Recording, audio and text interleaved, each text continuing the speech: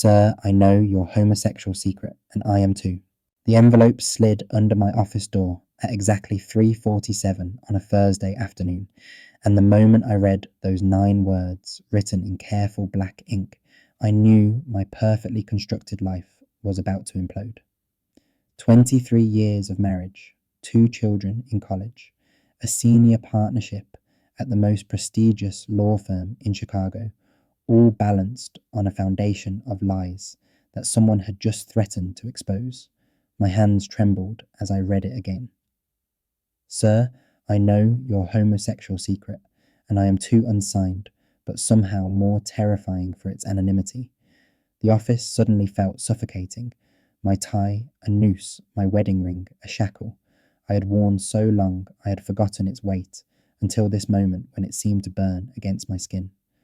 I locked the door and sank into my leather chair, the same chair where I had built a career, defending corporations, while prosecuting my own truth into silence, wondering who among my colleagues had seen through my performance. The paper smelled faintly of cologne, something expensive and subtle, and I found myself trying to identify it as if solving that mystery would somehow restore control to a situation spiraling beyond my grasp. Outside my window, Chicago stretched endlessly, millions of lives intersecting and separating, and somewhere in that maze was the person who held my future in their hands. I had always known this day might come, had rehearsed denials and deflections, but faced with actual exposure, my prepared speeches crumbled into wordless terror. The sender knew not just my secret, but had revealed their own, creating a strange intimacy between us 2 men hiding in plain sight, who had somehow recognized each other across the careful distances we maintained. My phone buzzed with a text from my wife about dinner plans, and the normalcy of it made me want to laugh or cry, or simply disappear into the carpet, anything to avoid the reckoning that anonymous note promised. I spent the rest of the day in hypervigilant paranoia, studying every male colleague who passed my office, searching for signs of knowledge or intent.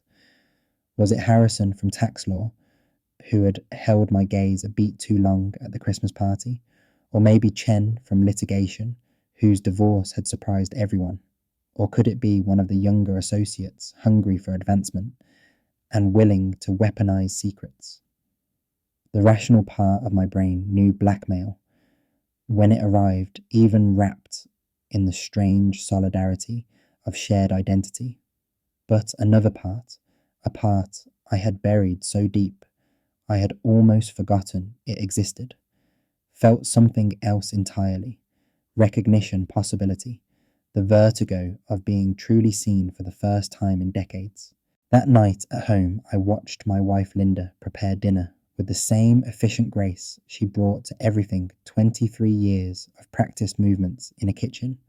We had renovated twice and wondered if she knew. We had built a life that looked perfect from the outside. 2 successful professionals with well-adjusted children and a house in the right neighborhood, attending the right parties with the right people, never questioning why our bed had become a continent we shared without touching. She smiled at me over her wineglass, asking about my day, and I lied with the same ease I had lied every day since we met the performance, so ingrained I could deliver it, while my mind raced through possibilities of exposure and ruin. Our marriage had been a solution to both our problems, though we had never acknowledged it openly. Linda needed respectability after a scandalous affair with a married professor had derailed her academic career, and I needed camouflage in a profession where partnership tracks favoured family men over bachelors who raised eyebrows. We had been friends who became co-conspirators in creating acceptable lives, love growing between us. That was real, but never passionate, deep, but never consuming the love of companions who had chosen mutual protection over individual truth. The boys had been wanted and loved, raised with every advantage except parents, who desired each other, though we had hidden their absence behind synchronized schedules and practiced affection. Now they were gone. Michael at Stanford and David at NYU, building their own lives, while Linda and I continued the pantomime. In an empty house, two actors who had forgotten they were performing because the stage had become their only reality. Sometimes I caught her looking at me with an expression I couldn't read, something between pity and understanding, as if she too wondered how we had travelled so far from who we might have been. I barely slept that night, alternating between planning damage control and remembering the last time I had been with a man 15 years ago on a business trip to San Francisco, when loneliness and alcohol had overcome caution. His name was James, a banker from New York, who was also wearing a wedding ring, and we had spent one night in honest hunger before returning to our respective lives, exchanging no information that could compromise our careful constructions. The memory of his hands, his mouth, the way he said my name like it was something precious rather than professional, still visited me in the small hours when my defences were lowest. The next morning brought no new envelope, no follow-up threat, just the normal routine of shower and shave and suit selection. While I wondered if today would be the day everything unravelled. At the office, I found myself studying the handwriting on the note, looking for clues in the careful loops and measured spacing. Someone who wrote with fountain pen in an age of keyboards, someone who chose words precisely, someone who knew the weight of secrets and the cost of keeping them. It was almost noon when I noticed him, Daniel Morrison, from corporate finance, watching me during the partners' meeting with an intensity that made my skin prickle. He was younger than me by perhaps a decade, meticulously dressed in Tom Ford wedding ring catching the light as he took notes, everything about him screaming heterosexual success, except for the way his eyes found mine and held them a moment too long.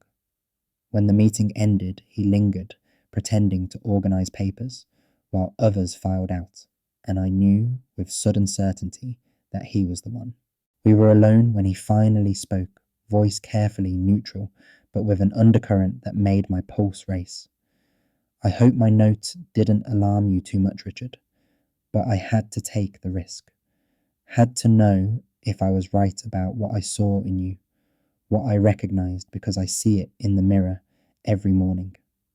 He stepped closer, close enough that I could identify the cologne from yesterday, close enough that I could see the faint tremor in his hands that matched my own. I have a room at the Peninsula Hotel, Suite 2012, and I will be there tonight at 8. If you want to talk, just talk about what it means to be men like us in places like this. The rest of the day passed in a haze of routine tasks, performed on autopilot while my mind churned through possibilities and dangers. Daniel Morrison had joined the firm 5 years ago, transferring from New York with stellar credentials and a gorgeous wife who charmed everyone at firm events, the kind of power couple other partners envied and junior associates aspired to become.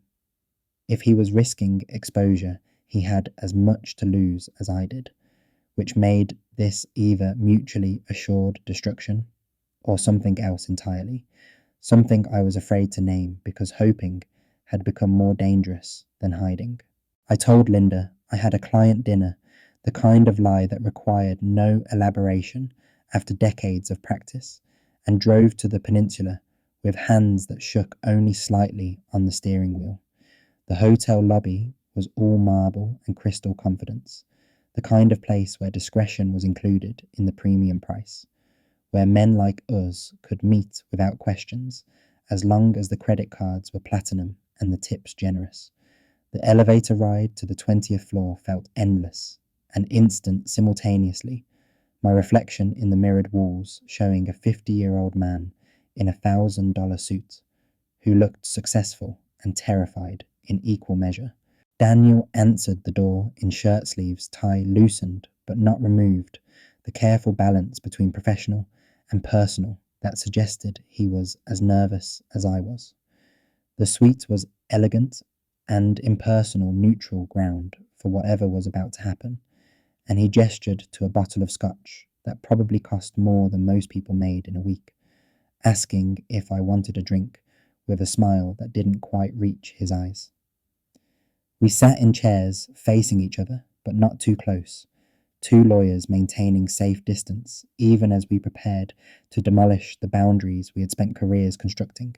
He told me his story first, how he had known since adolescence, but learned early to hide it, excelling at everything to compensate for the one thing he couldn't change.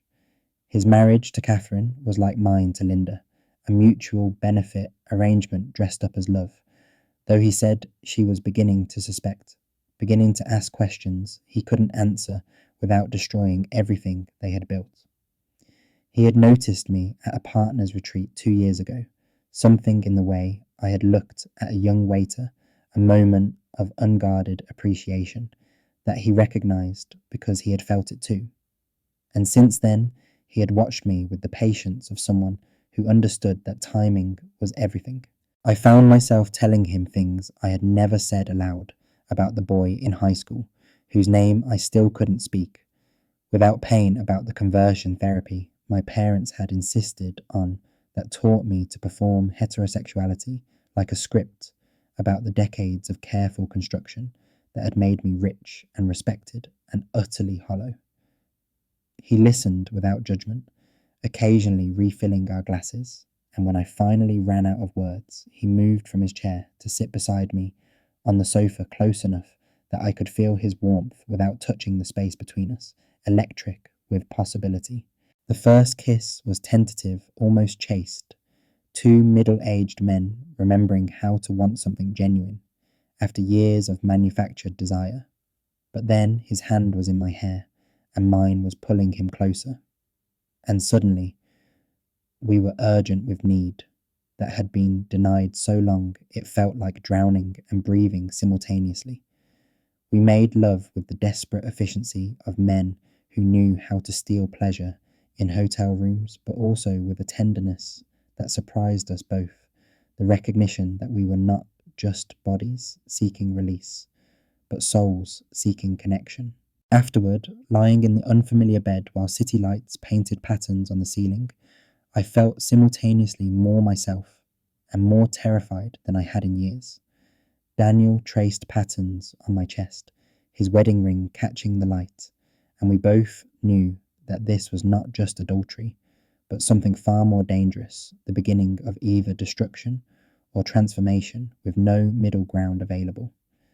He told me about other men like us, a network of married professionals who met in secret to share more than just physical release, a shadow community of successful men who had chosen safety over authenticity, but still sought moments of truth in carefully controlled spaces.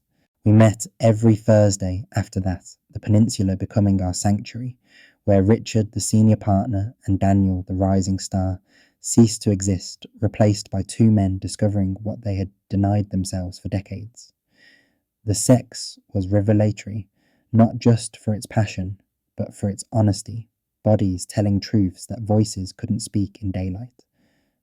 But more than that were the conversations afterward comparing scars from conversion, therapy, and loveless marriages, sharing dreams deferred, and possibilities unexplored, building intimacy from the rubble of lives half lived. Daniel introduced me to others in his network, successful men with similar stories who met monthly in private clubs and discreet hotels, a hidden fraternity of the professionally closeted. There was Marcus, a federal judge who had been married 30 years, Chen, a hospital administrator whose parents still didn't know Harrison. Yes, Harrison, from tax law, who I had suspected, and a dozen others who had achieved everything except the freedom to love openly. We shared strategies for maintaining cover, recommended therapists who understood our specific situation, created support systems for men who couldn't find support anywhere else. The guilt was overwhelming at times, not for betraying marriage vows that had always been more contract than covenant, but for the ongoing deception required to maintain two lives. Linda deserved better than a husband who disappeared every Thursday with increasingly flimsy excuses, who came home smelling of hotel soap and another man's cologne, despite careful precautions. The boys deserved a father who could be honest about who he was, who could model authentic living instead of successful lying. But the machinery of our constructed lives had momentum that felt impossible to stop without destroying everything and everyone in its path. It was Linda who finally confronted me, not with accusations, but with a weariness that suggested she had known far longer than I realized. She waited until Thanksgiving, when the boys were home, choosing her moment after dinner, when Michael and David were engrossed in video games, sitting across from me in the living room we had decorated together, but never truly shared. "Richard," she said, voice steady but eyes bright with unshed tears, "I know about the hotel, about Thursday nights, about why you haven't touched me in 15 years, except when absolutely necessary for appearances." The bottom dropped out of my world as I sat there, caught between denial and relief, between the urge to maintain the lie and the exhaustion of carrying it. She continued before I could speak, telling me she had known for years, had seen the way I looked at men when I thought no one was watching, had felt the absence of desire in our bed like a cold space between us. She wasn't angry, she said, just tired of pretending, tired of both of us wasting what remained of our lives on a performance that fooled no one who truly looked. We talked through the night, 23 years of careful silence breaking like a dam, words flooding out that we had never dared speak. She told me about her own loneliness, about opportunities for real love she had rejected to maintain our facade, about the woman from her book club who had pursued her gently for years, while she remained loyal to a marriage that was more business partnership than romance. I told her about Daniel, about the network of men like me, about the impossibility of being whole while living split between truth and performance. The boys took it better than we expected when we told them the next morning. Michael saying he had suspected for years, David admitting he had gay friends, who recognized something in me I couldn't see myself.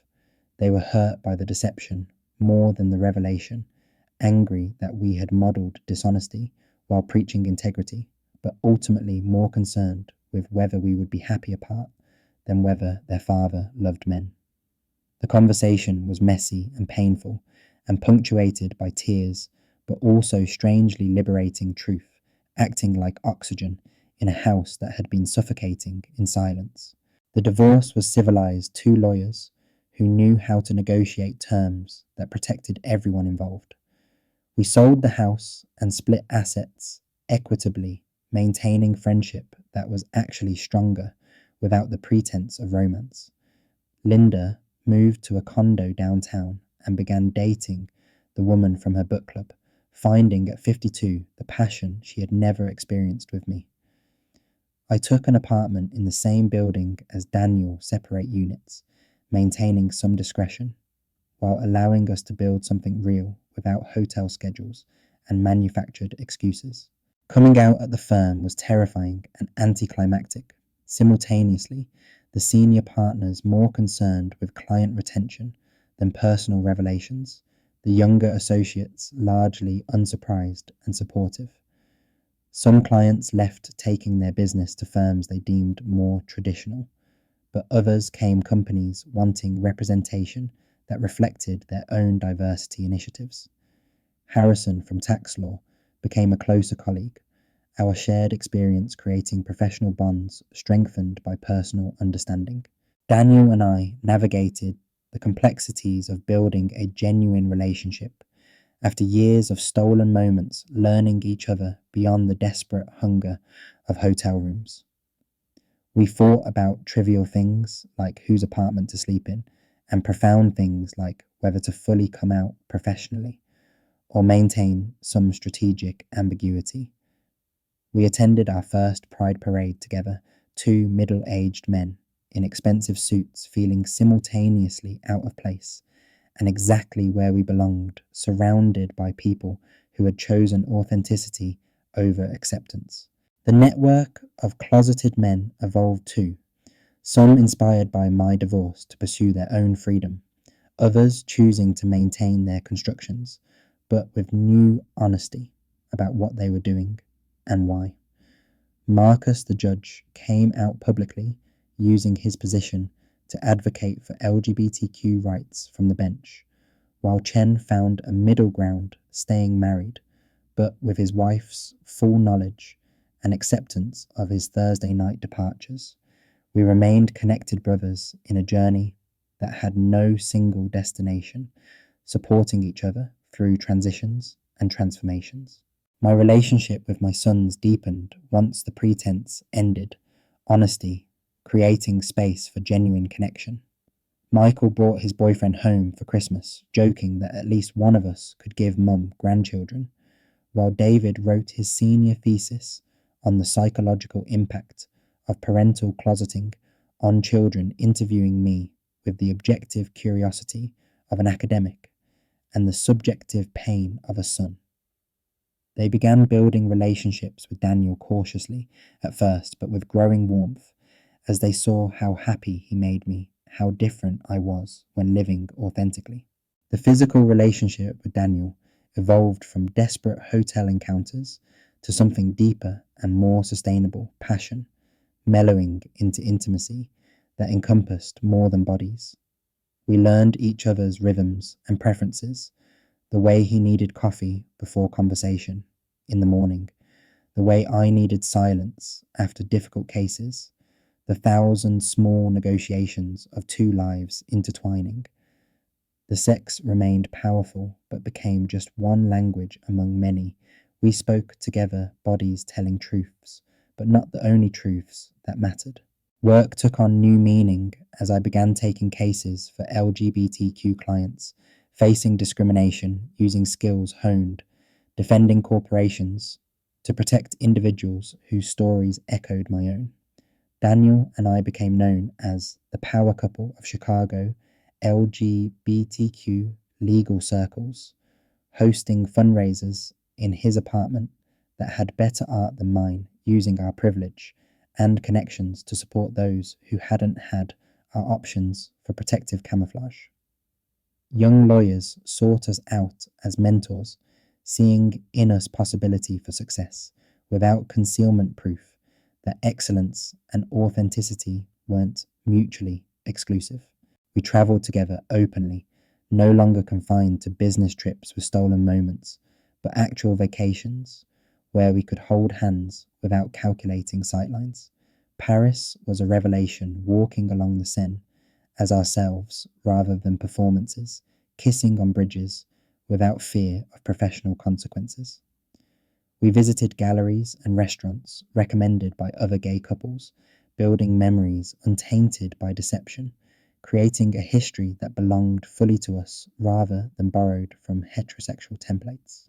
The pandemic paradoxically strengthened our relationship, forced proximity, stripping away the last pretenses between us. Working from home in shared space, we learned each other completely. The way Daniel sang off key in the shower, the way I talked to myself while reading briefs, the mundane intimacies that hotel rooms had never revealed. We cooked together badly, watched entire series while critiquing legal procedurals, built routines that felt like home because home was finally a place where we could both fully exist. Linda and I developed an unexpected friendship, former spouses who had freed each other to find real love. We had dinner monthly sometimes with our respective partners, comparing notes on authentic happiness after decades of manufactured contentment. She thanked me once for having the courage to break first, saying she might have continued indefinitely out of inertia and fear wasting both our remaining years on a lie everyone could see through, except us. Her gratitude was a gift I hadn't expected, absolution for pain caused in the process of becoming real.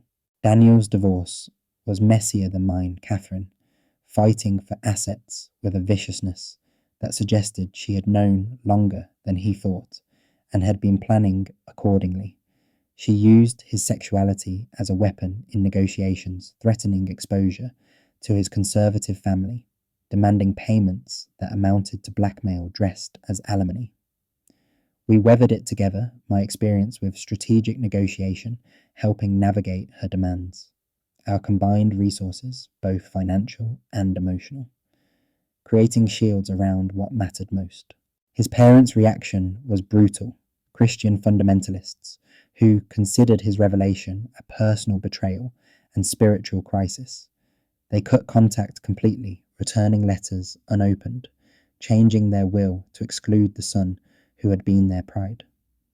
Daniel grieved them like deaf's mourning parents who chose doctrine over love, who could see his success but not his happiness, who preferred a lying son to an honest one. I held him through the worst nights, understanding the particular pain of parental rejection, the way it reopened childhood wounds with adult comprehension. My own parents had died years earlier, spared the revelation that their conversion therapy had failed, that the son they thought they had fixed had simply learned to hide better. Sometimes I wondered if they would have evolved like society had, if time might have softened their certainty, but death had frozen them in my memory, as people who loved me conditional on denying myself. Daniel helped me process that unresolved grief, pointing out that I had survived their worst fears and become successful not despite my sexuality, but partially because the skills learned hiding had translated into professional excellence. We moved in together officially after his divorce finalized, combining households with the negotiation skills of two lawyers determined to do it right. His minimalist aesthetic clashed with my traditional preferences, resulting in spaces that reflected both of us. Compromise made physical in furniture choices and art selection. The apartment became a haven for other couples navigating similar transitions, dinner parties where divorced gay men compared notes on starting over, where younger couples learned from our mistakes and victories. The legal landscape shifted around us, marriage equality, making possible what had been unthinkable when we first hid in hotel rooms. Daniel proposed on the 5th anniversary of that first Thursday night, not with grand gestures, but with quiet certainty over morning coffee, suggesting we make legal what had become essential. We married in a small ceremony, attended by chosen family, my sons as witnesses, Linda and her wife, in the front row Harrison, officiating with judicial authority newly granted for the occasion. The wedding felt like punctuation on a sentence that had been running too long a pause, to acknowledge how far we had travelled from anonymous notes and hotel secrets. In our vows, we acknowledged the pain that had brought us together, the lies we had told others and ourselves, the courage it had taken to choose truth over safety. We promised not perfection, but presence, not ease, but honesty, not forever, but every day chosen again two men who had learned that authentic love was worth any price. Our honeymoon was spent in Provincetown, that gay haven at the tip of Cape Cod, where men like us had been finding refuge for decades. Walking commercial streets hand in hand, surrounded by couples who had never needed to hide, we felt both grateful for our journey and envious of those who had started free. But our scars had made us who we were, had given us appreciation for freedom that those born into acceptance might never fully grasp, had created compassion for others, still hiding that we could translate into action. Returning to work as a married couple felt revolutionary despite being legally mundane, wearing wedding rings that told truth rather than lies, keeping photos on desks that reflected reality rather than construction. Young associates sought us out for advice on navigating law firm culture as LGBTQ professionals, and we shared hard-won wisdom about choosing authenticity over concealment, about the way hiding corroded souls more certainly than exposure risked careers. We established a scholarship fund for LGBTQ law students, particularly those from religious backgrounds who faced family rejection. Remembering our own struggles, with parents who chose doctrine over love. The first recipient was a trans woman whose parents had disowned her, brilliant and determined but financially desperate. And seeing her graduate with honours using money we had provided felt like redemption for pain we couldn't undo in our own histories. The work evolved as we aged, taking on more pro bono cases for LGBTQ rights, using accumulated expertise to fight discrimination that echoed our own experiences. A landmark case involving employment discrimination let me argue before the state Supreme Court, standing in robes that had once been armour for hiding, now representing truth, making precedent that would protect others from suffering we had endured. Daniel watched from the gallery, pride visible even at professional distance, my husband, rather than my secret witnessing victory that belonged to both of us. Health scares reminded us that time was finite. Daniel's cardiac episode at 55, sending us both into therapy to process mortality and meaning. We retired early, choosing time together over continued accumulation of wealth we didn't need, transitioning to consulting and teaching rather than the grinding hours of senior partnership. The slower pace allowed deeper connection, morning walks along the lake replacing rushed breakfasts, afternoon naps together becoming precious as evening passion. We bought a house in Michigan, a retreat from city life, where we could age without scrutiny, though we maintained the Chicago apartment for culture and community. The house became a gathering place for chosen family summer weekends filled with other couples who had travelled similar journeys, comparing scars and celebrating survival. My sons brought their own partners, the next generation comfortable with diversity we had fought to achieve, taking for granted freedoms we had won through pain. Mentoring became central to our remaining years, both of us teaching at law schools and speaking at LGBTQ organisations, sharing stories that younger generations sometimes found hard to believe. They couldn't imagine a world where being gay meant choosing between authenticity and success, where love required hotel rooms and lies where men destroyed themselves and others to maintain illusions everyone saw through. We became living history reminders that progress was recent and fragile, that rights won could be lost without vigilance. The network of formerly closeted men evolved into an official organisation providing support for those still navigating the intersection of professional success and personal truth. Some members had come out fully, others maintained various levels of discretion, but all supported each other through the complex journey of late life authenticity. We created resources for men leaving marriages, for those facing family rejection, for professionals calculating the cost of visibility in conservative fields. Writing became a new outlet. First, articles about LGBTQ legal issues, then a memoir about our journey from hotel rooms to marriage equality. The book required revisiting painful memories, processing trauma we had buried under professional success, acknowledging damage done to others in our desperate self-protection. Linda wrote a foreword about her own journey, generous in her assessment of our failed marriage, honest about pain, but ultimately grateful for freedom we had given each other. The book tour brought unexpected connections, men and women who recognized themselves in our story, who were still hiding or just beginning to emerge. A judge in Texas who was considering coming out sought private counsel. A CEO in Georgia wanted strategies for managing board reaction. A senator from a conservative state wondered if political survival was worth personal death.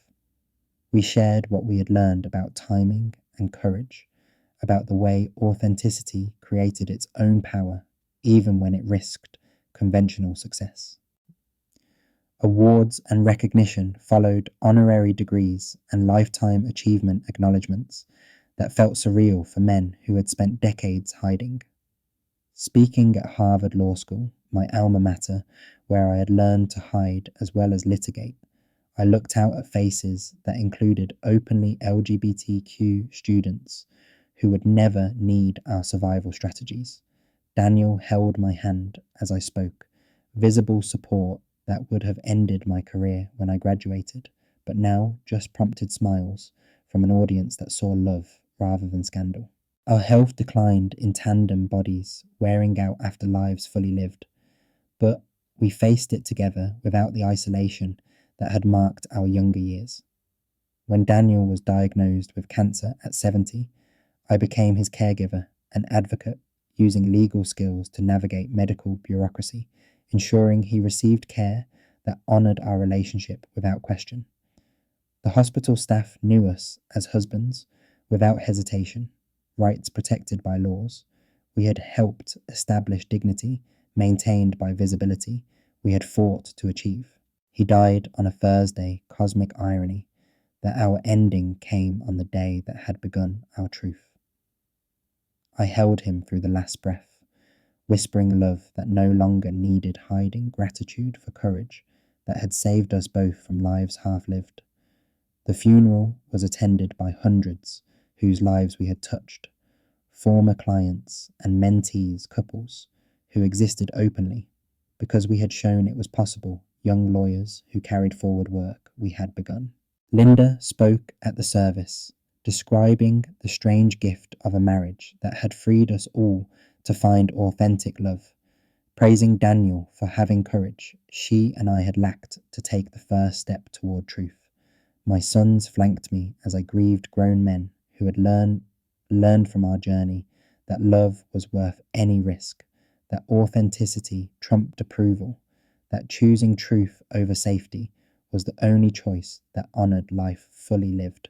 I lived another 5 years, carrying on the work we had begun, together teaching and writing and mentoring, until body followed heart into whatever comes after. The scholarship fund had grown to support dozens of students. The legal precedents we established protected thousands. The visibility we had chosen, after decades of hiding, had shown possibility to countless others. My final article, published the week before I died, was titled From Hotel, Rooms to Home, One Last Testimony to the Journey from Desperate Secrecy to Ordinary Love. The obituary listed Daniel as my husband without qualification, our story told honestly in death as it had finally been in life. We were buried together in a plot that bore both names' final visibility for men who had spent too long invisible together in death as we had fought to be in life. The headstone bore a simple inscription: "They chose truth," which seemed to summarize both the pain and the glory of our intertwined journeys. Looking back from whatever perspective death provides, I understand that the anonymous note slipped under my door was not threat but invitation, not exposure but opportunity. Daniel had risked everything on the chance that I would choose courage over comfort, that mutual recognition could transform mutual hiding into mutual support. Every Thursday in that hotel room had been a step towards Sunday mornings in our own bed, every lie told to others practice for finally telling truth to ourselves. The young lawyers who attended our funerals went on to live openly from the beginning, never needing hotel rooms or anonymous notes, never choosing between success and authenticity. They built on foundations we had laid through pain, creating a world where being gay was just another fact rather than career-ending secret. Some remembered us as pioneers, others as cautionary tales about the cost of hiding, but all lived more freely because we had finally chosen to live freely ourselves. In the end, love won not easily or quickly or without casualties, but ultimately and completely. Two men who met through mutual terror in a hotel room died as husbands, surrounded by chosen family, having transformed personal pain into public progress. The secrets we had kept became stories we told. The shame we had carried became strength. We shared the love we had hidden, became legacy that outlasted our bodies. If I could tell that terrified 50-year-old man holding an anonymous note anything, it would be that the pain of transformation was worth it, that authenticity created possibilities hiding could never access, that love was always worth the risk of loss. The journey from that Thursday afternoon to our final Thursday together was measured not just in years, but in courage, accumulated daily, in small choices to be real rather than safe, in the discovery that two men choosing truth together could create more than either could imagine alone. The note that began everything still exists, framed in the apartment where we built our life together, now a museum of sorts for LGBTQ legal history. Visitors read those 9 words that changed everything, understanding intellectually what we knew, viscerally, that recognition between hidden souls could spark revolution, that shared secrets could become shared strength, that choosing love over fear was always the answer, even when the question seemed impossible. Our story was just one among millions, not unique in its broad strokes, but particular in its details, shaped by privilege that allowed us options many never had. We tried to use that privilege well once we stopped using it as armour, tried to make our eventual visibility matter for those still invisible. Whether we succeeded is for others to judge, but we lived the last decades of our lives as ourselves rather than performances loved openly, rather than in secret, and died knowing that truth had finally set us free.